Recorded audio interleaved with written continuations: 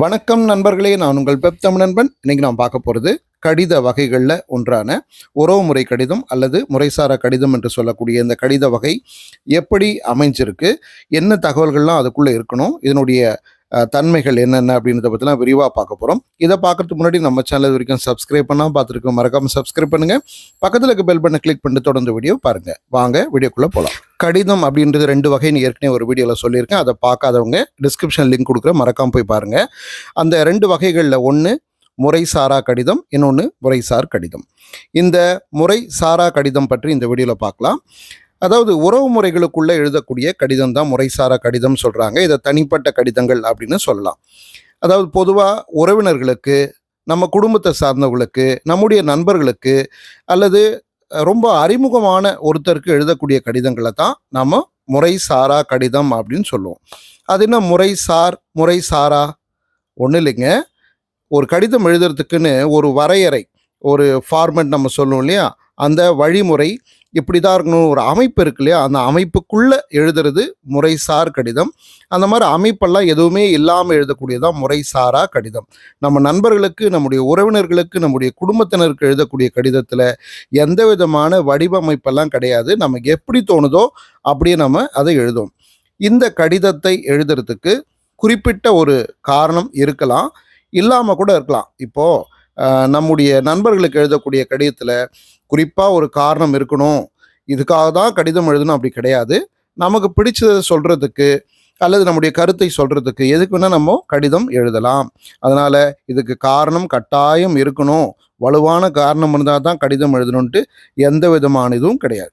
இந்த கடிதங்கள் அப்படின்றது, குறிப்பாக அந்த முறைசாரா கடிதம்ன்றது நம்ம நினைவுகளை சுமந்து வைத்து கொள்ளக்கூடிய ஒரு நினைவு குறிப்பாகவே அமைஞ்சிருக்கு அப்படின்னு சொல்லணும்.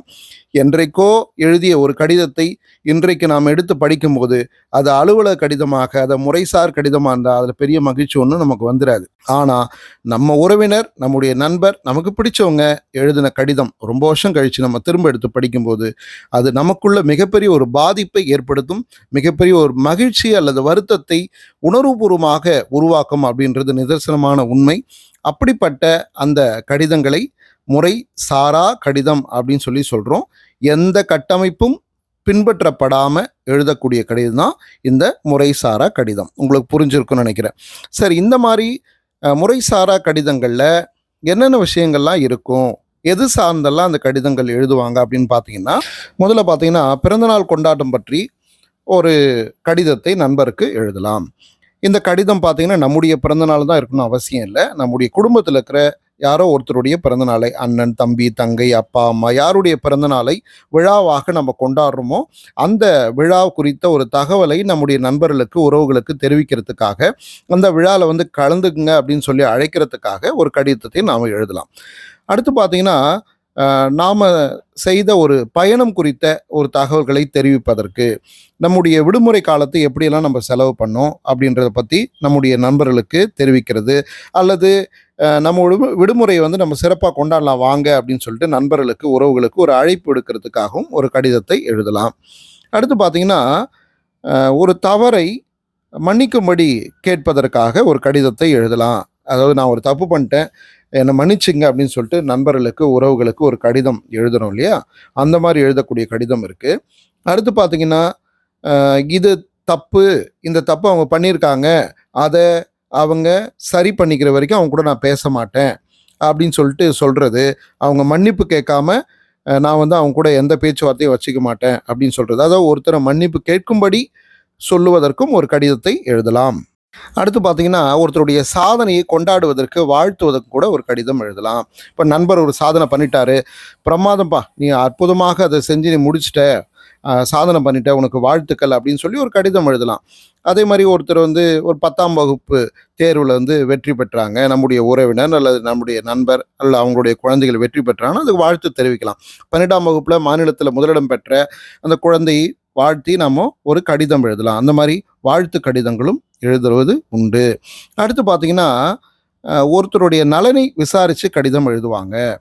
பொதுவாக எழுதக்கூடிய கடிதம் இது. நீங்கள் எப்படி இருக்கீங்க, நல்லா இருக்கீங்களா, வீட்டிலலாம் நல்லா இருக்காங்களா, என்ன செய்துட்டு இருக்கீங்க, குடும்பமெல்லாம் நல்லபடியாக போயிட்டுருக்கா என்று நலன் விசாரிப்பதற்காக, அல்லது ஏதாவது உடல்நலம் சார்ந்த தகவல் உங்களுக்கு தெரியும் அப்படின்னா, இதெல்லாம் வந்து பரவாயில்லையா, இப்போ உடம்பு பரவாயில்லையா, மருத்துவமனைக்கு போயிட்டு வந்தீங்களா, இந்த மாதிரி நலம் விசாரித்து கடிதம் எழுதுவது உண்டு. அடுத்து பார்த்தீங்கன்னா, திருமணத்திற்காக அழைப்பது. எங்கள் வீட்டில் இந்த மாதிரி ஒரு திருமணம் வச்சுருக்கோம், தம்பிக்கு திருமணம் வச்சுருக்கோம், தங்கைக்கு திருமணம் வச்சுருக்கோம், மாமாவுக்கு திருமணம் வச்சுருக்கோம், அல்லது பையனுக்கு திருமணம் வச்சுருக்கோம், இந்த திருமணத்துக்கு நீ கட்டாயம் குடும்பத்தோடு வரணும் அப்படின்ட்டு தொலைவில் இருக்கிற ஒரு உறவினருக்கு, நண்பருக்கு நாம் கடிதம் எழுதுவோம். இதுவும் ஒரு முறைசாரா கடிதம், உறவு கடிதத்தில் வரும். அடுத்து பார்த்திங்கன்னா, ஒருத்தர்கிட்ட இந்த உதவி நமக்கு தேவைப்படுது, அந்த உதவியை பெறுவதற்காகவும் நாம் கடிதம் எழுதலாம். எங்களுடைய குடும்பத்தில் இந்த மாதிரி ஒரு சிக்கல் இருக்குது, பண தேவை இருக்குது, நீங்கள் உதவி செய்யணும், அல்லது உறவு ரீதியாக இந்த உதவியை நாங்கள் கோர்றோம், எங்களுக்கு வந்து இந்த உதவி தேவை அப்படின்னு சொல்லிட்டு அதுக்காகவும் ஒரு கடிதம் எழுதலாம். அது மட்டும் இல்லாமல் குடும்பத்தில் ஏற்படக்கூடிய துக்க காரியங்களுக்கும் கடிதம் எழுதலாம். நண்பர்களுக்கு, உறவினர்களுக்கு தெரிவிப்பதற்காகவும் கடிதம் எழுதலாம். இந்த மாதிரி எழுதக்கூடிய கடிதங்கள் எல்லாமே முறைசாரா கடிதங்களில் வரும். இப்போ நான் சொன்னது மட்டும் கிடையாது, இது போன்று இருக்கக்கூடிய கடிதங்கள் எல்லாமே முறைசாரா கடிதம் அல்லது உறவு கடிதம் என்கிற அந்த எல்லைக்குள்ள, அந்த பெயருக்குள்ள அடங்கும். சரி, அடுத்தது முறைசாரா கடிதத்துக்குன்னு ஒரு குறிப்பிட்ட ஒரு வடிவமைப்பு இல்லை, நான் ஏற்கனவே சொல்லிட்டேன். இருந்தாலும் கூட பொதுவாக எல்லாரும் பின்பற்றக்கூடிய ஒரு சில வழிமுறைகள், வடிவமைப்பு முறைகள் வந்து இருக்குது. அதை மட்டும் தெரிஞ்சுங்க. அதாவது அந்த கடிதத்தில் தேதி குறிப்பிடணும், முகவரி குறிப்பிடணும், விழித்து எழுதுறது ஒரு பண்பாடாக நம்மகிட்ட இருக்குது. அதாவது அன்புள்ள அண்ணா, அன்புள்ள அப்பா, அன்புள்ள மாமா, பாசத்துக்குரிய தம்பி, இந்த மாதிரி விழித்து எழுதுவது. அடுத்து பார்த்திங்கன்னா, கடிதத்தினுடைய உடல் பகுதி, அதாவது செய்தி பகுதி, நம்ம என்ன செய்தியை சொல்லுவதற்காக அந்த கடிதத்தை எழுதுகிறோமோ அது கடிதத்தினுடைய உடல் பகுதி, அதாவது செய்தி பகுதின்னு குறிப்பிடுறோம்.